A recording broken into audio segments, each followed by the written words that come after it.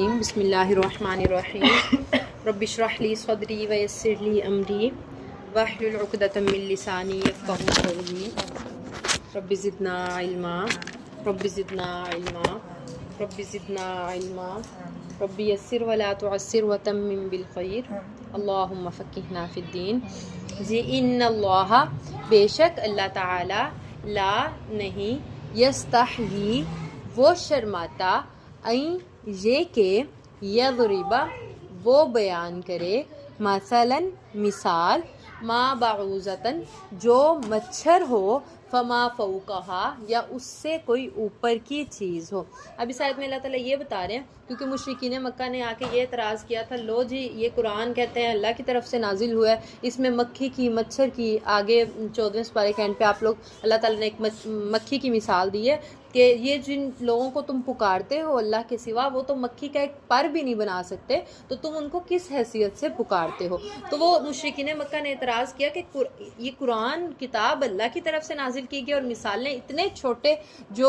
مخلوقات ہیں ان کی مثالیں دی گئی ہیں، تو پھر اللہ تعالیٰ نے کہا کہ بے شک اللہ تعالیٰ کو اس بات سے شرم نہیں آتی کہ وہ کسی مچھر کی مثال بیان کریں یا اس سے بھی اوپر کی چیز کی۔ اوپر سے مراد یہ بھی ہو سکتا ہے کہ مچھر سے کوئی چھوٹی چیز، اس سے مطلب فوق کا مطلب تو اوپر ہوتا ہے، لیکن اس کا مفہوم یہ ہوگا کہ مچھر سے بھی کوئی حقیر یا کم یا چھوٹی چیز ہے اس کی بھی مثال بیان کرنے سے اللہ تعالیٰ نہیں شرماتے، اور کوئی اوپر کی چیز ہے گائے بھینس یا کوئی بھی چیز ہے اس کی بھی یہ اللہ کا کلام ہے اور جس طرح اللہ تعالیٰ نے چاہا اس کو نازل کیا۔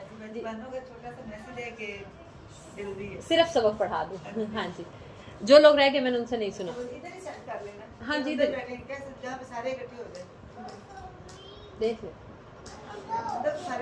اندر تو نہیں، پھر باہر کر لیتے ہیں۔ ہاں جی اعوذ باللہ من الشیطان الرجیم۔ بے شک اللہ تعالیٰ نہیں شرماتے کہ وہ بیان کریں کسی مچھر کی مثال یا اس سے بھی اوپر کی چیز کی۔ فَأَمَّا الَّذِينَ پس رہے وہ لوگ آمنوا جو ایمان لائے، فَيَعْلَمُونَ پس وہ جانتے ہیں أَنَّهُ الْحَقُّ مِن رَبِّهِمْ کہ بے شک یہ قرآن ان کے رب کی طرف سے حق ہے۔ یعنی جو ایمان والے ہیں انہیں کوئی اعتراض نہیں ہے، مچھر کی مثال بیان ہو رہی ہے، مکھی کی ہو رہی ہے، انسان کی ہو رہی ہے، گائے کی ہو رہی ہے، کوئی بھی مثال بیان ہو رہی ہے، جو ایمان والے ہیں وہ جانتے ہیں کہ یہ کلام اللہ کی طرف سے حق ہے۔ وَأَمَّا الَّذِينَ اور رہے وہ لوگ کفروا جنہوں نے کفر کیا، فَيَقُولُونَ پس وہ کہتے ہیں ماذا اراد اللہ کیا ارادہ ہے اللہ کا بہذا مسئلہ اس مثال کے ساتھ، یعنی مچھر کی مثال بیان کرنے سے اللہ کا کیا ارادہ ہے؟ اتنی اللہ کی ذات جس نے ہر چیز کو بنایا، خود اللہ کی ذات اتنی بلند ہے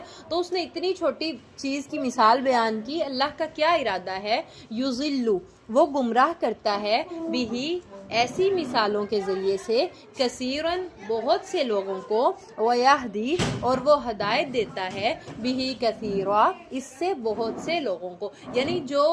کافر لوگ ہیں جن کا ایمان ہے ہی نہیں وہ ایسی مثالوں سے گمراہ ہو جاتے ہیں، اور جو ایمان والے ہیں ان کا ایمان مزید بڑھ جاتا ہے کہ اللہ کی ذات اتنی بڑی اور اللہ نے چھوٹی سے چھوٹی چیز کو اس قرآن میں بیان کر دیا۔ بھیجتی ہوں بھی ایک دفعہ کھیلو جی۔ وما یضل اور نہیں گمراہ ہوتے بھی اس سے الا الفاسقین مگر نافرمان لوگ ہی، یعنی جو نافرمان ہیں گناہ گار لوگ ہیں وہی ایسی مثالوں سے گمراہ ہوتے ہیں، ادروائز جو ایمان والے ہیں ان کا ایمان مزید بڑھتا ہے۔ جی سمجھ آ گئی؟